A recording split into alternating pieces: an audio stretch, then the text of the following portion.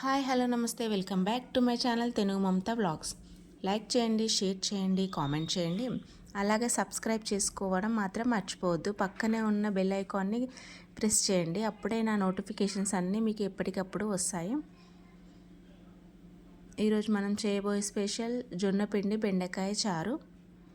అంటే నార్మల్గా పిండి చారు అనేది శనగపిండితో చేస్తారు.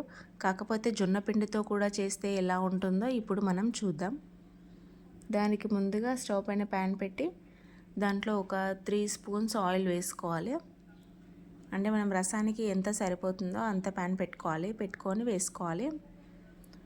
ఈ ఆయిల్ కొద్దిగా హీట్ అయ్యాక అందులోని కొద్దిగా జీలకర్ర ఆవాలు అవి కొద్దిగా చిటపటమన్నాక ఒక 4 ఎండుమిరపకాయలు తీసుకోవాలి. ఆ ఎండుమిరపకాయలని ఒక దాంట్లో 2 ముక్కలుగా చేసి వేసుకోవాలి.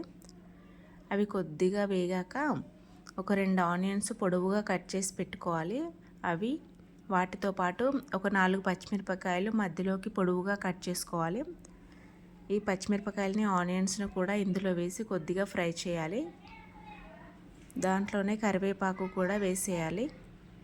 దాంతోపాటు ఒక 4 బెండకాయలు తీసుకోవాలి. వాటిని పెద్ద ముక్కలుగా కట్ చేసుకోవాలి. వాటిని కూడా ఇందులో వేసి కొద్దిగా ఒక 2 మినిట్స్ ఫ్రై చేయాలి. బెండకాయలు పచ్చిగా లేకుండా ఒక 2 మినిట్స్ ఫ్రై చేసుకుంటే సరిపోతుంది.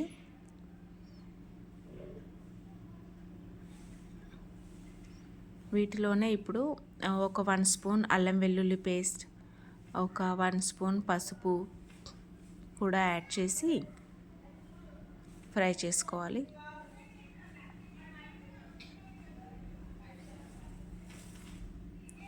తర్వాత మనము ఒక చిన్న నిమ్మకాయ సైజ్ అంతా చింతపండును తీసుకొని ముందుగానే నానబెట్టి పెట్టుకోవాలి. దాన్ని ఇప్పుడు మొత్తం చింతపండు గుజ్జు అంతా తీసి ఈ ఆనియన్స్లో వేసేసేయాలి.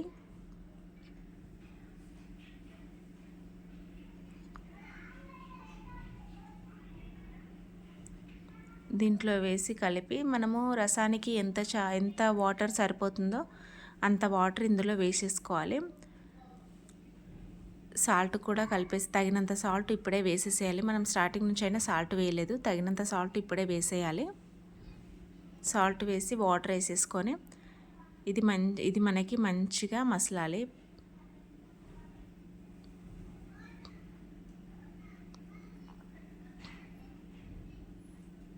ఓకే, కలిపేసుకుంటే ఒక 5 మినిట్స్ ఉంటే సరిపోతుంది. ఇది ఇలా మసలేలోపు ఒక 2 స్పూన్స్ మనం జొన్నపిండిని తీసుకోవాలి.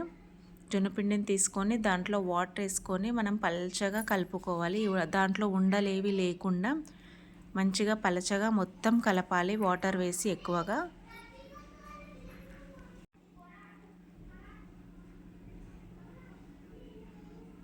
ఉండలు లేకుండా చూసుకోవాలండి, లేకపోతే రసంలో అది మనం అలాగే వేస్తే అది అలాగే ఉండిపోతుంది. ఇలా బాగా కలుపుకున్న తర్వాత ఈ రసాన్ని దాంట్లో వేసేసేయాలి. ఈ పిండిని దాంట్లో వేసేసేయాలి. కొద్దిగా వేసుకుంటూ కలుపుతూ ఉండాలి.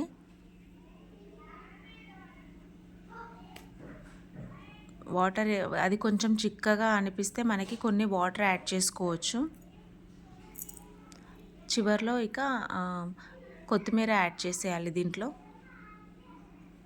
కొత్తిమీర కూడా వేసుకొని ఒకసారి కలుపుకొని దాంట్లోనే ఒక స్పూన్ జీలకర్ర పౌడర్, ఒక స్పూన్ ధనియా పౌడర్ కూడా వేసి కలపాలి.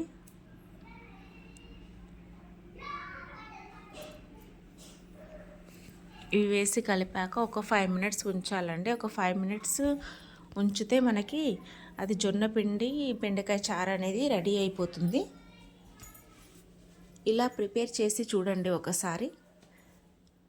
చేసి ఎలా ఉందో మళ్ళీ నాకు కామెంట్ చేయండి. Okay then bye.